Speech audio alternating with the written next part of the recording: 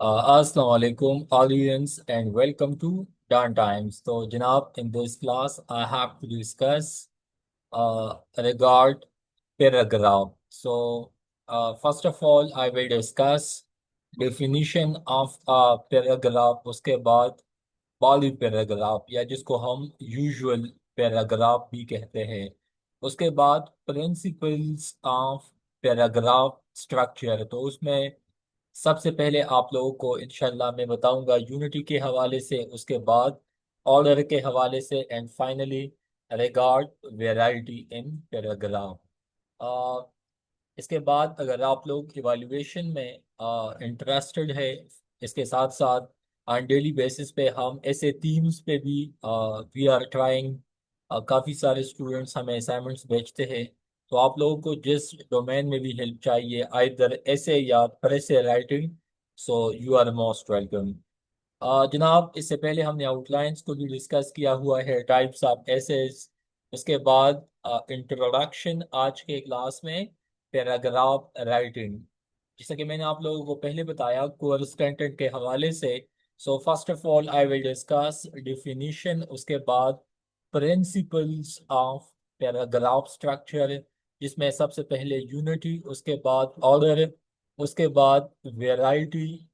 और आप लोगों को मतलब टू बुक्स है, ठीक है। एक इंडियन बुक जो कि यूपीएससी का जो स्ट्रक्चर है, इंडिया का जो सबसे most difficult and competitive exams है यूपीएससी, तो वो भी ऑलमोस्ट इसी पैटर्न पे उनका जो ऐसे या उस ऐसे का जो स्ट्रक्चर है जहाँ पे पैराग्राफ राइटिंग प्रैक्टिस होता है। इसके अलावा ऑक्सफोर्ड एंड ब्रिटिश के जो बुक्स है ना, तो वहां पे भी ऑलमोस्ट पैराग्राफ का सेम स्ट्रक्चर मेंशन है। उसके बाद मैं आप लोगों को again in one go paragraph structure बताऊंगा and then class will be concluded. So first of all आगे आप लोग देख सकते हैं कि if you look at any printed prose book, ठीक है, you will see that each chapter is divided into, you can say, chapters, yeah, the first line of each being identified slightly to the right। अच्छा, ये चीज़ इतना important नहीं है, लेकिन जो चीज़ मैं आप लोगों को बताते चलूँ वो यही है आप लोगों के लिए कि मतलब एकेडमिक जो पैराग्राफ प्रैक्टिस होता है, ठीक है, तो उसका जो स्ट्रक्चर है वो मैंने आप लोगों को समझाना है। सो फर्स्ट ऑफ ऑल सीधा मैं यहाँ पे आता हूँ कि पैराग्राफ क्या है। असल में पैराग्राफ को अगर आप लोग देख ले तो it is actually a number of sentences group together and relating to one topic. इसमें यूनिटी या वन टॉपिक पे या वन थीम पे या वन आइडिया पे मतलब एम्फेसिस डाला जाता है। इसमें आप लोगों को हमेशा सिंगल पैराग्राफ में सिंगल पॉइंट या वन आइडिया या यूनिटी इन आइडिया वो आप लोगों ने लिखना है, ठीक है। ये सबसे अथेंटिक डिफिनीशन है। उसके बाद जनाब आगे आप लोग देख सकते हैं कि पैराग्राफ शॉर्ट भी हो सकता है, पैराग्राफ लॉन्ग भी हो सकता है, according to necessity of the topic या केस। बट अगर आप लोग देख ले तो कुछ ऑथर्स जैसा कि प्रोज में या नॉवेल्स में या कुछ बुक्स में जो कि नॉर्मली जो बुक्स होते हैं, वहाँ पे पैराग्राफ इवन ये भी है ना, कुछ जगहों पे कि मतलब आप लोगों को इवन चैप्टर्स, फुल चैप्टर्स आपको इवन सिंगल पैराग्राफ में मिलेंगे। लेकिन जो एकेडमिक ऐसे होता है उसमें आप पैराग्राफ जब हम लिखते हैं तो उसमें हम प्रॉपर टॉपिक सेंटेंस या ओपनिंग सेंटेंस, उसके बाद मतलब आप रीजन या एक्सप्लेनेशन लिख दे, उसके बाद evidence, example and finally concluding sentence या कंक्लूजन। लेकिन पैराग्राफ में सिंगल सेंटेंस भी हो सकता है, पैराग्राफ में मल्टीपल या मैनी सेंटेंसेस भी हो सकते हैं, ठीक है। आप लोग यहाँ पे देख ले कि पैराग्राफ जो है हमारे साथ लॉन्ग भी हो सकते हैं, शॉर्ट भी हो सकते हैं, according to the amount of matter to be expressed under each head या हेडिंग।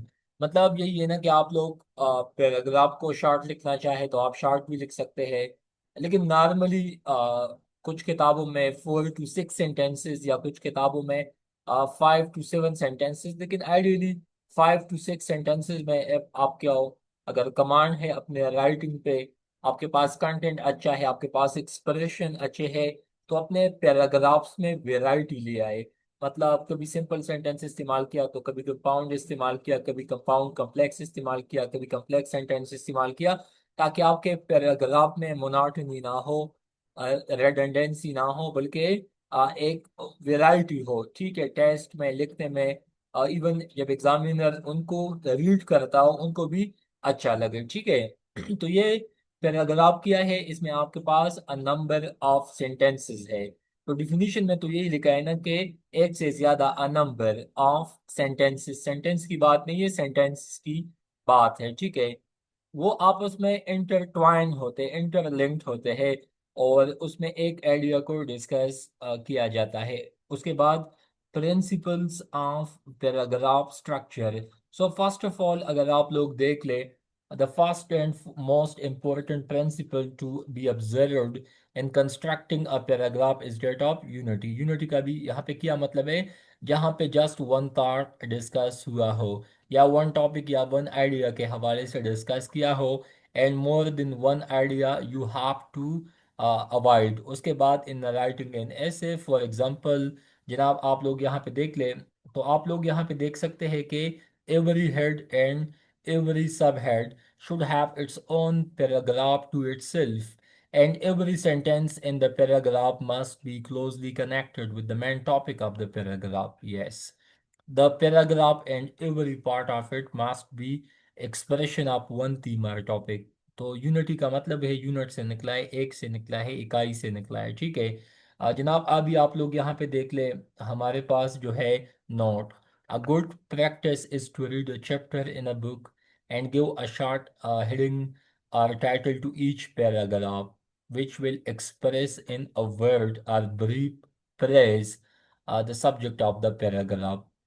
तो मेन चीज़ यही है कि वन आइडिया या वन थीम या वन टॉपिक, इसका मतलब है यूनिटी इन पैराग्राफ। उसके बाद ऑर्डर है। सेकंड जो चीज़ है, वो आपके पास लॉजिकल सीक्वेंस है, लॉजिकल कनेक्टिविटी है, आपके पास कोहेरेंस होना चाहिए, ऑर्डर होना चाहिए, अल्फाज में भी, सेंटेंसेस में भी, इवन पैराग्राफ्स में भी। मतलब लेट सपोज आप 18 to 20 या 20 to 25 पैराग्राफ लिखते हैं, या 15 to 20 लिखते हैं एमओडी में या बाकी आईबी के वन पेपर एग्जाम में भी, जो डिस्क्रिप्टिव पार्ट होता है वहाँ पे तो चल हम ऐसे को मिनी ऐसे या मतलब नॉर्मल एपीएससी या केपीपीएससी के हिसाब से ऐसे कम लिखते हैं, लेकिन अगेन वहाँ पे भी आप लोगों को पैराग्राफ में भी कोहेरेंस होना चाहिए, लॉजिकल कनेक्टिविटी होनी चाहिए, लॉजिकल सीक्वेंस होना चाहिए, आपके थॉट्स में भी, आपके टॉपिक, अच्छा आपका आप जो भी पैराग्राफ लिखते हैं उसको आप लोगों ने लिंक करना होता है अपने topic centre,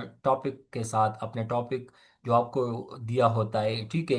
and you have to fulfil demand of the topic. ठीक है। तो आपका जो भी पैराग्राफ होता है, बेशक हर पैराग्राफ में तो अलग अलग आइडियाज होंगे, लेकिन वो तमाम के तमाम आइडियाज आपका जो मेन टॉपिक होता है, लेट्स सपोज क्लाइमेट चेंज है, तो आप जो भी पैराग्राफ लिखते हैं उसका अल्टीमेट एंड तो यही है ना कि आपने ये 18 to 20 या 25 पैराग्राफ लिखने हैं। आपने अपने टॉपिक जो टाइटल होता है या जो आपका डिमांड ऑफ द टॉपिक होता है उनको फुलफिल करना होता है। उसके बाद जनाब, events must be related in order of their occurrence and all ideas should be connected with the leading idea and arranged according to their importance of order। अब यहाँ पे क्या मतलब है जनाब? यहाँ पे मतलब यही है कि मोस्ट इम्पोर्टेंट पॉइंट्स आप पहले लिखे, लीस्ट इम्पोर्टेंट आप बाद में लिखे। मतलब यहाँ पे लॉजिकल ऑकरेंस का मतलब यही है, या आइडियाज़ को आपने, जो लीडिंग आइडियाज़ होते हैं, जो प्रोमिनेंट होते हैं, जो मेन इश्यूज होते हैं, लेट सपोज क्लाइमेट चेंज या ग्लोबल वार्मिंग में आप देख ले, तो सबसे लीथल जो चीज़ है वो आपके पास CO2 हो, कार्बन डाइऑक्साइड। आप बेशक 10 आइडिया लिखो, लेकिन उसमें कार्बन डाइऑक्साइड या एमिशन ऑफ गैसेज आप ना लिखे, तो मतलब इट विल बी इनजस्टिस, क्योंकि आपने लीडिंग आइडिया, लीडिंग चीज को आपने स्किप किया, इग्नोर किया। ठीक है। तो ऑर्डर का मतलब है कि आपके पास एक सीक्वेंस होना चाहिए लॉजिकल वे में। ठीक है। उसके बाद रिस्पेक्ट स्टूडेंट्स, आगे आप लोग देख ले note. The two most important sentences in the paragraph are the first and the last. The first should as a rule be the topic sentence. Topic sentence का जो फर्स्ट सेंटेंस होता है, या जो आपका मेन आउटलाइन होता है, जो आप लोग आउटलाइंस में लिखते हैं ना, वही उन पे आगे आपने पैराग्राफ बिल्ड करना होता है। तो टॉपिक सेंटेंस का मतलब यही होना चाहिए कि वो एग्जामिनर का या जो रीडर होता है या जो ऑथर होता है उनका इंटरेस्ट पैदा करे, उनको उबारे, ठीक है। उसके बाद the last should satisfy it. अच्छा, एग्जामिनर ने आपका पैराग्राफ देख लिया, लेट्स सपोज उन्होंने जब फर्स्ट लाइन स्टडी किया उनको मज़ा आ गया, लेकिन जब उसने उसी पैराग्राफ को कंक्लूड किया तो उनको समझ में भी आया कि अच्छा, इस बंदे ने तो टॉपिक लिखा है, उसके बाद रीजंस लिखे हैं या एक्सप्लेनेशन लिखा है, उसके बाद आगे आपने कोई एविडेंस दिया हो, कोई एग्जांपल दिया हो, कोई बुक का रेफरेंस आपने दिया हो, कोई ऑथर को आपने मेंशन किया हो, कोई एविडेंस, कोई स्टेटिस्टिक्स, कोई इंटरनेशनल रिपोर्ट आपने मेंशन किया हो, या आपकी अपनी लाइफ की कोई अच्छी सी ऑब्जर्वेशन हो जो कि अथेंटिक हो, रिलायबल हो। तो एग्जामिनर, अच्छा, जब आप अपने सेंटर पैराग्राफ को कंक्लूड करते हैं तो एग्जामिनर को एंड पे मज़ा भी आए कि अच्छा, इस बंदे ने इसी पैराग्राफ में इसी थीम पे काम किया है, इसी थीम या टॉपिक या आइडिया के हवाले से डिस्कस किया हुआ है, तो उनको मज़ा भी आए, ठीक है। रेस्पेक्टिव स्टूडेंट्स, आगे आप लोग देख लें। अच्छा, यहाँ पे आप लोग देख ले द फर्स्ट या टॉपिकल, इसको टॉपिकल या ओपनिंग सेंटेंस भी कहा जाता है। Sentence states the topic affect a statement और a proposition. The last should bring the whole paragraph on this topic to a conclusion या समिंग अप। अच्छा, आप लोगों ने ट्रांजिशन डिवाइसेस या क्लोजिंग डिवाइसेस या लिंकिंग डिवाइसेस ये भी यूज़ करने होते हैं, ठीक है। बिटवीन पैराग्राफ्स, एक पैराग्राफ से जब आप second, third and followed by last one, तो आपने फाइनल वाले पे इन कंक्लूजन या फाइनली या एट द एंड या इन कंक्लूजन, लेकिन फर्स्टली सेकंडली भी आप यूज कर सकते हैं, या however, moreover, furthermore, in addition, in contrast. वो मल्टीपल डिस्कोर्स मार्कर्स है। हर का मतलब हर डिवाइस का अपना अपना एक फंक्शन है, so you can use them accordingly. उसके बाद जनाब, variety, variety is the beauty of life. तो पैराग्राफ्स को बिल्कुल लेके, लेकिन आपके पैराग्राफ्स में वेराइटी होनी चाहिए, मोनोटनी नहीं होना चाहिए, एक जैसा टेस्ट नहीं होना चाहिए। जिस तरह आप लोगों ने देखा होगा, हम मल्टीपल मतलब वैरायटी के क्लॉथ्स पहनते हैं, जैकेट्स या शूज़, ठीक है।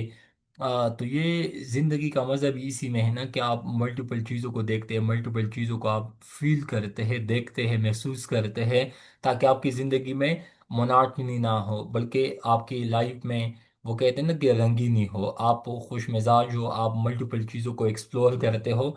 तो ज़िंदगी में हमें डल मोनोटोनस नहीं बनना चाहिए, बल्कि हमने अपने आप को एक्सप्रेस करना होता है, ठीक है। तो यही इसका मतलब है, ठीक है। अच्छा, आपके पैराग्राफ्स का लेंथ भी डिफरेंट होना चाहिए। मतलब ऐसा नहीं है कि आपने एक भी 5 लाइन का लिखा, अगला भी आपने 5 लाइन्स का लिखा, या 5 सेंटेंसेस का, अगला भी आपने 5 सेंटेंसेस का लिखा। लेट सपोज आपने तमाम के तमाम में कंपाउंड कॉम्प्लेक्स सेंटेंसेस इस्तेमाल की, तो ये मोनोटनी है। मतलब आप वेराइटी ले आए ताकि आपके राइटिंग में एक्सप्रेशन भी हो। To sum up, the essentials of good paragraph constructions are, so first of all there should be unity।